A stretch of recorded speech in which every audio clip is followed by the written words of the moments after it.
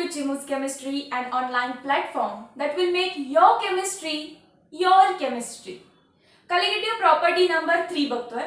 First property झाली आपली vapour pressure lowering, second होती एलिव्हेशन इन बॉइलिंग पॉइंट आणि परत थर्ड प्रॉपर्टी आहे फ्रीजिंग पॉइंट डिप्रेशन. याचा अर्थ लास्ट लेक्चर मध्ये मी जे काही एक्सप्लेनेशन दिलं की सोल्यूट टाकल्यानंतर एखाद्या प्युअर सॉल्व्हंटचा बॉइलिंग पॉइंट वाढतोय, अगदी तसंच त्याच वे मध्ये आज मी तुम्हाला सांगणार आहे की प्युअर सोल्युशन जे आहे आपलं प्युअर सॉल्व्हंट जो आहे जसे की पाणी, त्याचा जो काही फ्रीजिंग पॉइंट असेल त्याच्यापेक्षा कमी असतो सोल्युशनचा. बघूया कसं स्टार्ट केलेलं आपण. एक बीकर घ्यायचा प्रत्येक वेळी, त्याच्यामध्ये कोण आहे only water, that is pure water. We also say it as pure solvent. फक्त पाणी म्हणजे काय आहे प्युअर सॉल्व्हंट, त्यामध्ये कुठलाही सोल्यूट नाहीये. आता या पाण्याचं जे काही वेपर प्रेशर असेल, सांगा आता पाठात झालं असेल काय असणार ते पी नॉट. प्युअर आहे म्हणून आणि वॉटर आहे म्हणून मी वॉटर लिहू शकते, किंवा सॉल्व्हंट आहे सॉल्व्हंटला आपण काय लिहायचं आहे ए. परत तेच रिपीट करते, सॉल्व्हंटला ए लिहितोय आपण प्रत्येक लेक्चर मध्ये आणि सोल्यूटला बी लिहितोय. सो वेपर प्रेशर झालं P naught A. Now let me take second condition. Same beaker, याच्यामध्ये ऑलरेडी जे पाणी आहे ते आहेच, येस, बट मी फक्त दुसरा काहीतरी वरून बी ऍड केला. आणि बी काय आहे, B is non volatile solute. Non volatile म्हणजे जो इव्हॅपोरेट होणार नाही असा, किंवा नॉन इलेक्ट्रोलाइट. नॉन इलेक्ट्रोलाइट म्हणजे जो त्याच्या आयन्स मध्ये तुटणार नाही, डिसोसिएशन किंवा असोसिएशन होणार नाही. आणि एक्झाम्पल मी प्रत्येक वेळी लिहिते, सुक्रोज, बी कोण असू शकतो, सुक्रोज, ग्लुकोज, युरिया, येतील, ठीक आहे, एक्सेट्रा. जे नॉन इलेक्ट्रोलाइट आहेत ते सगळे येतील. याचा अर्थ आधीच्या बीकर मध्ये सगळे ए होते, ए ए ए, बट आता काय झालं, ए होता त्याच्यामध्ये बी आला, ए होता त्याच्यामध्ये बी आला. वेपर प्रेशर काय झालं असणार आहे, कमी, कारण बी तर काय नॉन वोलाटाईल आहे, इव्हॅपोरेट करणार नाही, फक्त ए चे वेपर तयार होतील. ए चे वेपर मी लिहिणार पी ए. नॉट का नाही लावला, कारण तो प्युअर नाहीये, प्युअर असेल तरच नॉट. आणि आपल्याला कळालेलं की याच्यामध्ये कोणाचं वेपर प्रेशर जास्त आहे, प्युअरचं जास्त आहे, इनप्युअरचं कमी आहे, म्हणून आपण लोअरिंग इन वेपर प्रेशर म्हटलं. आणि मग परत एक ग्राफ काढला. हा ग्राफ काय करू आपण येलो मध्ये दाखवूया. पी नॉट ए म्हणजे pure vapour pressure, pure vapour pressure. त्याच्या खाली ब्ल्यू मध्ये दाखवूया. खाली का दाखवतीये, कमी आहे म्हणून, कमी आहे म्हणून. कोणाचं आहे ते P of A, that is vapour pressure of solution, vapour pressure of solution. बरोबर आहे, येस. सो इथून लोअरिंग ऑफ वेपर प्रेशर पण रिवाइज झालं. बॉइलिंग पॉइंटची सुरुवात पण अशीच केलेली आणि फ्रीजिंग पॉइंट पण इथेपर्यंत येऊन थांबले. आता इथून सगळ्यांचे रूट्स चेंज होतात. फ्रीजिंग पॉइंट शिकतो तर फ्रीजिंग पॉइंटची डेफिनेशन माहिती पाहिजे. मग लहानपणी आपण फ्रीजिंग पॉइंटला कसं डिफाइन केलंय, the temperature at which the liquid freezes. मग लिक्विड फ्रीजेस म्हणजे नेमकं काय होतं, तर हे जे लिक्विड आहे त्याचा आणि हे जे सॉलिड आहे, सॉलिड खरं तर इव्हॅपोरेट होत नाही, बट आयडल नाहीये प्रत्येक कंडिशन, म्हणून आपण समजतो की थोड्याफार अमाऊंट मध्ये तो सोल्यूट इव्हॅपोरेट करतो.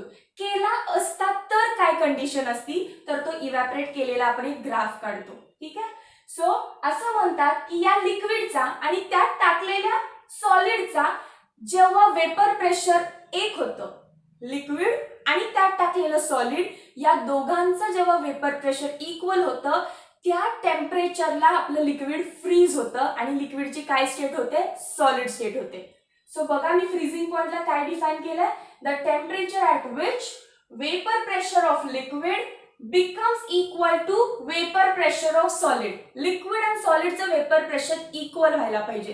ज्या टेम्परेचरला होतोय तो टेम्परेचर म्हणजे आपलं फ्रीजिंग पॉइंट आहे. त्यासाठी मला काय करावं लागेल, I have to draw one more graph. कोणासाठी, सॉलिड साठी. सो थोडासा हा काय करू, रफ करू वरपर्यंत. हा सॉलिडचा आहे. मी सॉलिडचा किती छोटा कर्व काढलाय बघा, because this is pink is for solid. कारण तो नॉन व्होलाटाईल आहे. खरं तर तो इव्हॅपोरेट नाही व्हायला पाहिजे, बट ऍट सम एक्सटेंट झाला असता तर हा ग्राफ असता. आणि जस्ट अकॉर्डिंग टू डेफिनेशन, जेव्हा लिक्विडचं वेपर प्रेशर सॉलिड इतकं होतं, तेव्हा काय झालं, जे टेम्परेचर आहे या ऍक्सिसवर काय आहे आपलं लास्टचाच ग्राफ आहे. So this is temperature, this is vapour pressure. ज्या ऍक्सिसवर, या ऍक्सिसवर टेम्परेचर आहे, हे वेपर प्रेशर आहे. वेपर प्रेशर कोणाचं आहे, लिक्विडचं आहे. हे कोणाचं आहे, सॉलिडचं आहे. पिंक आणि येलो जिथं मॅच झाले ते टेम्परेचर म्हणजे काय असणार आहे, ते टेम्परेचर म्हणजे असणार फ्रीजिंग पॉइंट. सो मी लिहिते TF. आणि कोणाचं आहे, प्युअरचं आहे. So T0F.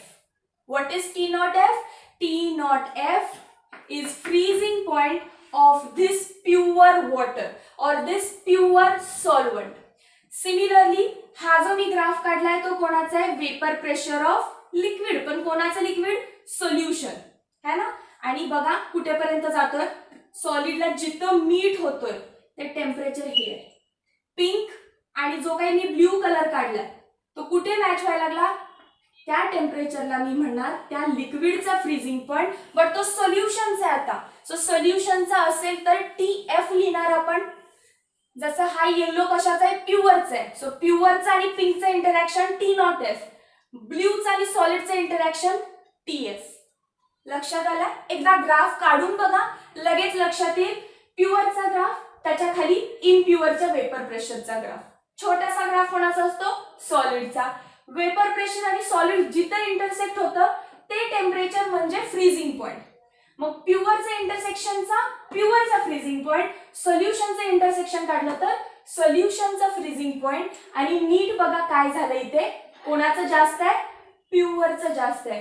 कोणाचं कमी आहे, सोल्युशनचं कमी आहे. याचा अर्थ जेव्हा तुम्ही हा बी टाकला, ड्रॉप झाला फ्रीजिंग पॉइंट. ड्रॉप झाला म्हणजे कमी झाला. आणि कमी म्हणजेच काय, डिप्रेशन. सो या दोघांमधला जो डिफरन्स असेल तो मी कसा लिहू शकते, डेल्टा TF. डेल्टा TF म्हणजे फ्रीजिंग पॉइंट डिप्रेशन. कितीने झालं, कितीने कमी झालं, त्या दोघांमधला डिफरन्स.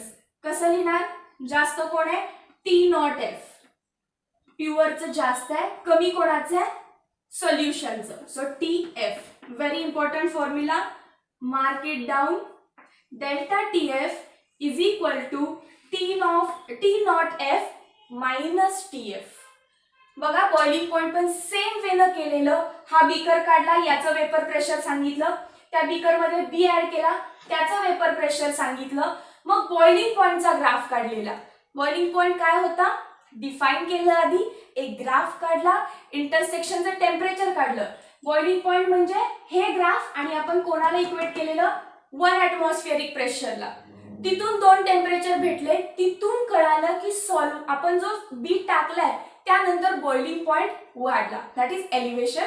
आणि इथं प्रूफ केलं की सोल्यूट टाकल्यानंतर फ्रीजिंग पॉइंट कमी झाला, that is depression in freezing point. So एका पेजवर अल्टरनेट बाजूला फोल्ड करा. एका साइडला एलिव्हेशन इन बॉइलिंग पॉइंट, दुसऱ्या साइडला फ्रीजिंग पॉइंटचं डिप्रेशन. मॅच करत हे डेरिव्हेशन सॉल्व्ह करायचं. ठीक आहे, याचा स्क्रीनशॉट करा. मग छोटंसं तेव्हाला डेरिव्हेशन मोलॅलिटीचं बघा. परत बीकर घेतलंय, बीकर मध्ये फक्त पाणी घेतलंय. आता नेमकं फ्रीजिंग पॉइंट का कमी होतोय, ग्राफिकली एक्सप्लेन केलं, बट मेन थेरॉटिकल रिझन काय आहे त्याच्या मागे. तर हे बीकर आहे, यामध्ये फक्त पाणी आहे. याचा अर्थ पाण्याचे मॉलिक्युल्स एकमेकांच्या जवळ जवळ असे चिटकून असणार आहे ना. वॉटर मॉलिक्यूल लगेच वॉटर मॉलिक्यूल शेजारी, वॉटर मॉलिक्यूल सगळे वॉटर मॉलिक्यूल्स एकमेकांच्या शेजारी आहेत. आणि तुम्हाला माहिती आहे वॉटरचं फ्रीजिंग पॉइंट किती आहे, 0 डिग्री सेल्सिअस है ना. 0 डिग्री सेल्सिअसला वॉटरचा आईस बनत असतो. ओके, आता आपण काय करू, याच्यामध्ये वरून ऍड करू काहीतरी बी. बी काही असू शकतो, B can be non volatile solute like urea, glucose, sucrose वरून ऍड केला. काय होत असतं डायग्रामॅटिकली मी तुम्हाला दाखवते नेहमी. वॉटर मॉलिक्यूल तर आहेच आपला पिंक कलरचा, पण त्यांच्या मध्ये मध्ये कोण येत असतं, जो काही तुम्ही सोल्यूट टाकलाय तो, जो काही बी टाकलाय तो मध्ये मध्ये मध्ये. मग काय झालं, इथं जे वॉटर मॉलिक्युल्स म्हणजे आपले सॉल्व्हंट सॉल्व्हंट इंटरॅक्शन जवळ असल्यामुळे जास्त होतं. बट आता वॉटर मॉलिक्यूल एक, त्याच्यानंतर एक युरियाचा मॉलिक्यूल, परत दुसरा मॉलिक्यूल, परत युरियाचा मॉलिक्यूल, याचा अर्थ मॉलिक्युल्स मधलं जरासे डिस्टन्स वाढलं. सॉल्व्हंट सॉल्व्हंट सॉल्व्हंट सॉल्व्हंट म्हणजे ए मधलं डिस्टन्स वाढलं, इथे डिस्टन्स इन्क्रीज.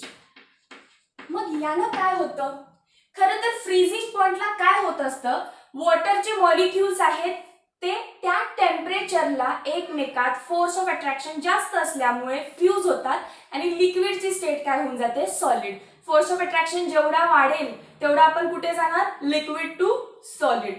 सो इथं मॉलिक्युल्स जवळ जवळ आहेत, that is solvent solvent interaction जास्त आहे, पाण्यामध्ये इंटरॅक्शन जास्त आहे. सो पटकन काय होतो, हा फ्रीज होऊन जातो आणि काय बनवतो, लिक्विड वॉटर पासून आईस बनवतो, लिक्विड वॉटरचा आईस देतो. किती डिग्री सेल्सिअसला, 0 डिग्री सेल्सिअसला. आता तुम्ही त्याच्यामध्ये कोणतर बी ऍड केला, त्यामुळे तुमचा वॉटर मॉलिक्यूल असा लांब गेला. दोन वॉटर मॉलिक्युल्सच्या मध्ये काय झालं, डिस्टन्स मेंटेन झालं. मग आता सांगा, आता जर मी इथे 0 डिग्री टेम्परेचर दिलं तर हा फ्रीज होईल का, नाही, कारण ते लांब गेलेत. आणि जर टेम्परेचर वाढवलं तर अजून लांब जातील. त्यामुळे काय होतं, या मॉलिक्युल्सना जर तुम्हाला जवळ आणायचं असेल तर आपल्याला टेम्परेचर ड्रॉप करावं लागतं. जसं टेम्परेचर कमी होईल तसे तसे मॉलिक्युल्स एकत्र यायला लागतील. Volume is directly proportional to temperature. So temperature कमी करत राहिला तर व्हॉल्यूम कमी होईल, व्हॉल्यूम कमी केला तर वॉटर मॉलिक्युल्स काय होतील, थोडेसे जवळ यायला लागतील. जसं टेम्परेचर खाली पडेल वॉटर मॉलिक्युल्स जवळ येतील आणि परत त्यांचं फ्रीजिंग होईल. याचा अर्थ आधी 0 डिग्री सेल्सिअसला जो सॉल्व्हंट तुमचा फ्रीज होत होता तो फक्त बी आल्यामुळे त्याला आणखीन टेम्परेचर ड्रॉप डाऊन करायला लागलं. यालाच आपण म्हटलं फ्रीजिंग पॉइंट डिप्रेस झाला, डिप्रेशन इन फ्रीजिंग पॉइंट. कळालं, तेच फक्त इथे वर्डिंग्स मध्ये लिहिलंय आहे तसा स्क्रीनशॉट करा याचा. Depression in freezing point occurs due to at freezing point. काय होतं फ्रीजिंग पॉइंटला, ऑफ प्युअर लिक्विड, म्हणजे तुम्ही फक्त पाणी घेतलंय, पाण्याचा फ्रीजिंग पॉइंट आहे 0 डिग्री सेल्सिअसला. 0 डिग्री सेल्सिअसला the attractive forces among the water molecule are larger enough, खूप जास्त आहेत, वॉटर मधलं अट्रॅक्शन खूप जास्त आहे, enough to cause the change of phase. Phase म्हणजे काय, state, change of phase from liquid to solid. Water liquid होतं, त्यामध्ये इतकं इंटरॅक्शन आहे, इतकं अट्रॅक्शन आहे की 0 डिग्री सेल्सिअसला त्याचा सॉलिड आईस बनला. ओके, नेक्स्ट बघा, इन द सोल्युशन. सोल्युशन कोणाला म्हणणार, जेव्हा त्याच्यात आपण बी ऍड करतोय. सोल्युशन मध्ये काय झालं, solvent molecules are separated from each other, लांब लांब गेले ते, बिकॉज ऑफ सोल्यूट मॉलिक्यूल. मध्ये तुमचा बी सोल्यूट आला म्हणून सॉल्व्हंट मॉलिक्यूल लांब गेले. Hence attractive force between solvent molecules decreased. त्यामुळे अट्रॅक्शनचा फोर्स कमी झाला, लांब आहेत ना त्यामुळे अट्रॅक्शनचा फोर्स कमी. Hence freezing point of solution is less than that of pure solvent. म्हणून याचा फ्रीजिंग पॉइंट 0 पेक्षा खाली असणार. कोणापेक्षा, आपल्या प्युअर वॉटरच्या फ्रीजिंग पॉइंट पेक्षा. Got it. एकदा स्क्रीनशॉट करून घ्या पूर्ण बोर्डचा. This is basic behind freezing point depression. एक इक्वेशन दिलेलं काय होतं, डेल्टा टीएफ. डेल्टा टीएफ म्हणजे freezing point depression is equal to, कोण आधी कोण नंतर नाही आठवलं तर डायरेक्ट टीएफ लिहून घ्यायचं, मायनसच असणार आहे डेफिनेटली. मग म्हणायचं फ्रीजिंग पॉइंट डिप्रेस झालाय, सॉल्व्हंट टाकल्यानंतर डिप्रेस झालाय म्हणजे त्याचा कमी, जास्त कोणाचा, प्युअरचा, त्याचा कमी झाला आपला फॉर्म्युला. एक्सपेरिमेंटल नंतर डिटरमाइन झालं की freezing point depression was directly proportional to molality. जसं आपण डेल्टा टी एफ चं केलं, दाखवते परत बघा. डेल्टा टी बी बॉइलिंग पॉइंट एलिव्हेशन, तेव्हा आपण हाच फॉर्म्युला लिहिलेला टी बी मायनस टी बी. बॉइलिंग पॉइंट एलिव्हेट होत असतो, एलिव्हेशन म्हणजे सल्यूट टाकल्यानंतर वाढला म्हणून तो आधी प्युअरचा नंतर.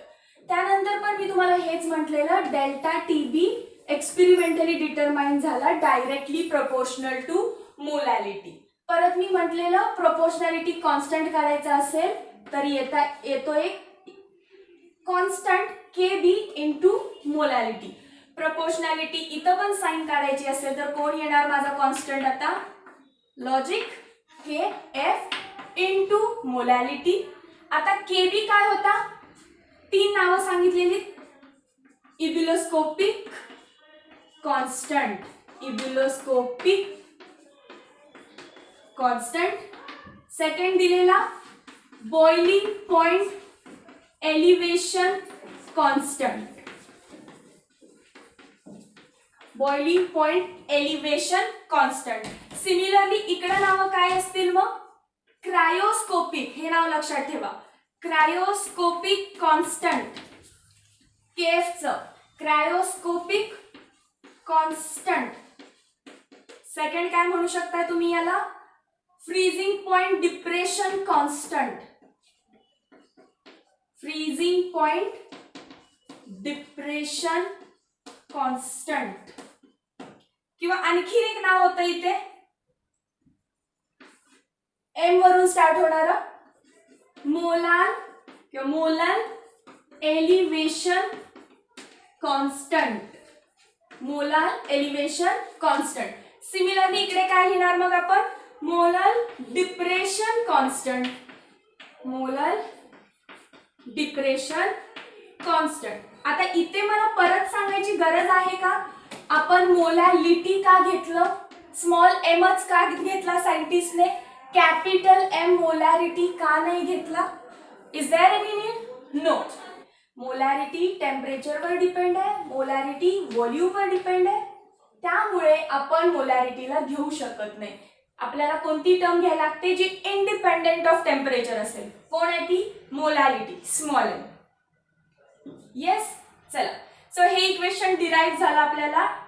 यातून मी केएफ कसं लिहू शकते, किंवा असं केलेलं आपण, if small M is equal to 1, that is 1 molal solution, 1 molal solution, दिलेलं सोल्युशन 1 मोलल आहे. आता 1 मोलल सोल्युशन म्हणजे काय, 1 मोलल सोल्युशन म्हणजे 1 मोल बी टाकला असणार, कशामध्ये, in 1 kg of solvent, 1 kg of solvent. लक्षात आलं, म्हणजे बीकर आहे, या बीकर मध्ये आपण 1 मोल जर याचं कॉन्सन्ट्रेशन करायचं आहे, याचा अर्थ खाली हे जे पाणी घेतलंय ते 1 kg घेतलंय, 1 kg पाणी, बरोबर म्हणते मी, लिटर नाही, 1 kg पाणी, कारण मी ह्या पाण्याचं तुम्हाला मास सांगतेय. 1 kg पाण्यामध्ये तुम्ही काय टाकताय, 1 मोल बी टाकताय, 1 मोल बी. तेव्हा या पूर्ण सोल्युशनला असं म्हणतात की हे सोल्युशन आहे 1 मोलल, हे सोल्युशन आहे, सोल्युशन काय झालं मग 1 मोलल. सो असं काहीतरी सोल्युशन आहे आपल्याकडे. तर मग या सोल्युशनचा जो काही आपल्याला डिप्रेशन इन फ्रीजिंग पॉइंट असणार तो कोणाच्या इक्वल असणार, फक्त केबीच्या, कारण एम ची व्हॅल्यू काय झाली 1. म्हणून आपण केबी म्हणजेच क्रायोस्कोपिक कॉन्स्टंटला डिफाइन करू शकतो as the depression in freezing point, the depression in freezing point म्हणजे delta T F produced by 1 molal solution. 1 molal solution मुळे जे काही डिप्रेशन इन फ्रीजिंग पॉइंट झालं, 1 मोलल सोल्युशन मध्ये जे काही डिप्रेशन इन फ्रीजिंग पॉइंट झालं त्यालाच मी काय म्हणतेय, क्रायोस्कोपिक कॉन्स्टंट. सो ही डेफिनेशन कोणाची आहे, क्रायोस्कोपिक कॉन्स्टंटची. आठवत असेल तर मी इथे पण तेच लिहिलंय.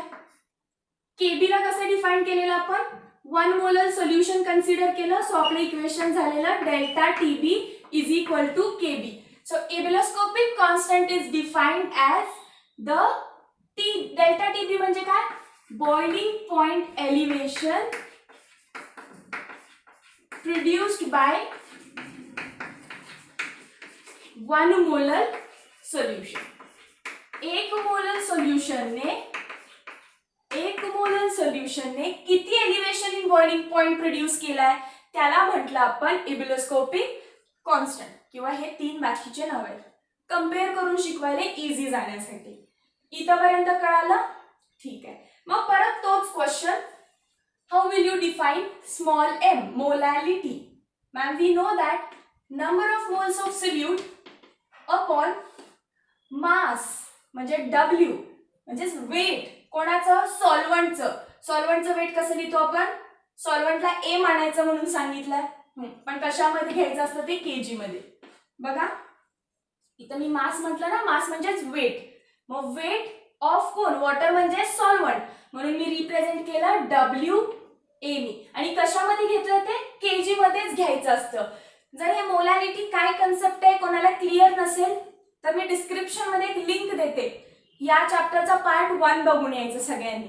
ठीक आहे, चला मग इथून मी परत विचारते, what is number of moles of solute? Number of moles of solute कसं काढतो आपण? गिवन वेट, W म्हणजे आपल्याला दिलेलं असतं ते वेट. सो कोणाचं? सोल्यूटचं चाललंय, सो मी B लिहिणार. सोल्यूट B असतो ना. Given weight upon molecular weight. आणि जेव्हा जेव्हा मॉलिक्युलर वेट बद्दल बोलणार आपण तेव्हाच m वापरायचं. गिवन वेट असेल तर W, मॉलिक्युलर वेट असेल तर m. कोणाचं? सोल्यूटचं. सोल्यूटला आपण B मानतो. सो हे 2 फॉर्म्युलेज आले आपल्याला. आता नंबर ऑफ मोल्स उचला आणि इथं पुट करा आणि हे सगळी व्हॅल्यू उचला आणि या m मध्ये पुट करा. तुम्हाला ते डेरिव्हेशन भेटेल ज्याच्यातून आपण मॉलिक्युलर वेट ऑफ B काढू शकतो. बघा इथे molecular weight of B. Molecular weight म्हणजे काय? त्याचं किती वेट आहे आपण ते पिरियॉडिक टेबल वरून काढतो, बरोबर आहे? मी प्रत्येक लेक्चरला सांगते. जर तुम्ही वरून समजा युरिया टाकलाय, आता मी सांगितलं ना तुम्हाला युरिया टाकलाय, सो तुम्ही काय करा? मॅम नायट्रोजनचं किती वेट असतं? 14. हायड्रोजनची किती? 2. कार्बनचं 12. ऑक्सिजनचं 16. परत नायट्रोजनचं 14 आणि हे हायड्रोजनचे 2. टोटल केल्यावर काहीतरी 60 येत असेल answer I guess. 6, 7, 8, 9, 10, 11, 12, 13, 14, 15, 16, 17, 18, 19, 20. Yes. 1, 2, 4, 5, 6. Yes, 60 gram per मोल. सो हे पिरियॉडिक टेबल वरून आपण जे काढत असतो ते असतं मॉलिक्युलर वेट. आता इथे आपल्याला काही क्वेश्चन्स असं म्हणतात की आम्ही वरून काहीतरी सॉल्व्हंट टाकलंय, त्याचं नावच नाही सांगत युरिया आहे का सुक्रोज आहे की काय आहे, तो आपल्याला सांगतात की तुम्ही ओळखा. असे चेंजेस त्यांनी केले तर B कोण आहे? मग आपण ह्या सगळ्या फॉर्म्युला मधून MB काढतो आणि MBचं वेट जर 60 आलं तर मला ओळखेल की तो युरिया आहे. MBचं वेट जर 180 आलं तर मला ओळखेल की तो ग्लुकोज आहे. 342 आलं तर मला ओळखेल की तो सुक्रोज आहे. सो मी स्वतः पुट करून दाखवते तुम्हाला, एकदा स्क्रीनशॉट करून घ्या. आपला हा फॉर्म्युला आहे delta TF is equal to KF into molality. Delta TF is equal to KF into molality. कशी सबस्टिट्यूट करतो बघा आपण? मोलॅलिटी म्हणजे number of moles upon given weight of solvent in kg. पण नंबर ऑफ मोल्स मी कसं लिहू शकते? WB अपॉन MB. हे झालं माझं नंबर ऑफ मोल्स. आणि खाली काय राहिलं मग? WA. ते कुठे लिहायचं असतं? डिनॉमिनेटरला. WA, बट WA ची व्हॅल्यू आपल्याला ऑलवेज kg मध्ये ठेवायची.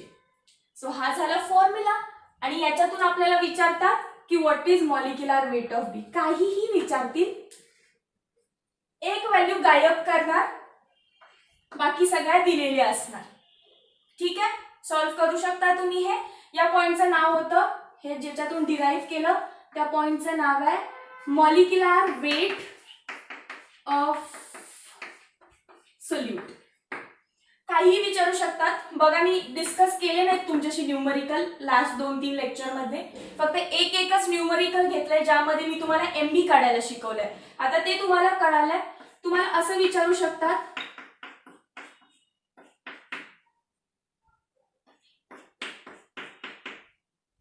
याच्यावर क्वेश्चन येऊ शकतो, डिप्रेशन किती झालंय सांगा, जर प्युअरचा हा फ्रीजिंग पॉइंट आहे आणि इनप्युअरचा हा आहे. तुम्हाला दिले असणार, मायनस करून तुम्ही डेल्टा टी एफ काढू शकताय. सेकंड तुम्हाला विचारू शकतात, मोलॅलिटी देतील, केबी देतील, डेल्टा टी एफ या फॉर्म्युलावरून सुद्धा तुम्ही काढू शकताय. कधी कधी काय होतं, केबीची व्हॅल्यू आपल्याला दिलेली असते किंवा नसते दिलेली. केबीची व्हॅल्यू आपल्याला दिलेली नसते, केबी आपल्याला फाइंड करावे लावतात की नेमका केबी काय आहे. तर सगळं दिलेलं असतं बाकीचं, म्हणजे डेल्टा टी एफ. पण डेल्टा टी एफ पण प्रत्येक वेळी डायरेक्ट देणार नाहीत, तुम्हाला ह्या फॉर्म्युलावरून काढावा लागेल. मग इथे तो पुट कराल, मोलॅलिटी त्यांनी दिलेली असेल, डायरेक्ट देणार का 2 मोलर 3 मोलर नाही, त्यात पण तुम्हाला काय दिलं असणार, ह्या सगळ्या टर्म्स WB, MB, WA या सगळ्या टर्म्स येणं म्हणजेच मोलॅलिटी येणं. मग त्या सगळ्यांवरून MB काढायचा आणि मग डिवाइड करून केबी निघणार आहे आपल्याला. सो खूप कॅल्क्युलेशन्स कराव्या लागतात. बट आय अश्युअर की आपण काय करू, याचं लाईव्ह लेक्चर घेऊया अनअकॅडमी प्लॅटफॉर्मवरती. आपण सोल्युशन चॅप्टर एकदा कंप्लीट झाला की stay tune with me on Chimu's chemistry. टेलिग्रामचा चॅनल आहे माझा चिमूज केमिस्ट्री, त्याच्यावरती जॉईन करा जेणेकरून मी लिंक्स अपडेट देऊ शकते. सो आपण तिथे डायरेक्ट लाईव्ह प्रॅक्टिस करू. खूप सिंपल आहे त्याचे न्यूमरिकल्स, कारण सगळंच दिलेलं असतं पण आपल्याला ओळखता येत नाही की नेमकं WA दिलाय की WB दिलाय की MA दिलाय की MB दिलाय. आणि त्यासाठी मी सतत सांगतेय तुम्हाला की कीप इन माइंड की B तुमचा सोल्यूट आहे. खाली लिहिते, B म्हणजे तुमचा सोल्यूट आहे आणि A म्हणजे तुमचा सॉल्वंट आहे. A काय आहे, सॉल्वंट. W म्हणजे तुमचं क्वेश्चन मध्ये दिलेलं मास आहे आणि M म्हणजे तुम्ही जे पिरियॉडिक टेबल मधून काढताय ते वाला, that is molecular weight. Molecular weight हे जर 4 टर्म्स कळत असतील तर ह्या फक्त 4 लक्षात ठेवून या जेव्हा लाईव्ह सेक्शनला येत आहे सगळे न्यूमरिकल्स तुम्हाला कसे सोडवायचे ते मी दाखवते, solved as well as unsolved. चालेल, चला बघा कुठले कुठले फॉर्म्युले इंपॉर्टंट आहेत. फर्स्ट हा, second directly proportional to molality, third KF म्हणजे काय शिकवलं, मोलॅलिटी सेपरेट काढली, नंबर ऑफ मोल्स कसे काढायचे ती व्हॅल्यू पुट करून एक डेरिव्हेशन, आणि या डेरिव्हेशन मधून सांगितलं की बाबा आपण MB दॅट इज जो सोल्यूट टाकलाय त्याचे मॉलिक्युलर वेट आपण काढू शकतोय किती. वन मोर पॉइंट तुम्हाला विचारू शकता, केएफ चे युनिट्स. केएफ चे युनिट्स सिंपल आहे, काय नाही बघा, delta TF upon molality is equal to KF. बरोबर आहे ना, मोलॅलिटीला फक्त डिवाइड आणलं. युनिट कोणाचे काढायचे, KF चे. सो मी असं लिहू शकते, KF is equal to delta T temperature मधला डिफरन्स आहे. केल्विन मध्ये घेतला असेल तर केल्विन मध्ये, डिग्री सेल्सिअस मध्ये घेतला असेल तर डिग्री सेल्सिअस मध्ये. आता तो टेम्परेचर मधला डिफरन्स आहे 100 डिग्री सेल्सिअस आणि 200 डिग्री सेल्सिअस. डिफरन्स किती आला, 100. सिमिलरली तुम्ही काय करा, 373.15, 100 म्हणजे किती 373.15 आणि 200 म्हणजे किती 473.15 करा डिफरन्स, परत 100 आला. सो डेल्टा TF तुम्ही डिग्री मध्ये घ्या किंवा केल्विन मध्ये घ्या, डिफरन्स तोच राहणार आहे. इथे युनिट मॅटर नाही करत, केल्विन येईल डिग्री सेल्सिअस येईल. मोलॅलिटीचं काय आहे, मोलॅलिटी कशी काढतो, नंबर ऑफ मोल्स म्हणजे मोल, आणि खाली तर मी केजी सांगितलं ऑलरेडी. याचा अर्थ molality is mole per KG. KG inverse लिहू शकते ना मी. मग सरळ करा, हे केल्विन केजी वरती जाईल, मोल उलट होईल, मोल इनवर्स. सो केएफ चे तेच युनिट आहेत जे लास्ट लेक्चर मध्ये KB चे होते. सो नो नीड टू वरी. ठीक आहे, न्यूमरिकल आज का नाही घेताय, ऑनलाईन लाईव्ह घेऊया. इथं कळतात नाही कळतात मला हेही नाही कळत आहे. सो काइंड ऑफ टेस्ट पण होईल. वेपर प्रेशर पॉइंट कव्हर करा, न्यूमरिकल्स बघा त्याचे काय काय आहेत. Depression in freezing point, elevation in boiling point. Next lecture मध्ये मी घेऊन येते नवीन पॉइंट ज्याचं नाव असणार आहे ऑस्मॅटिक प्रेशर. Thank you so much.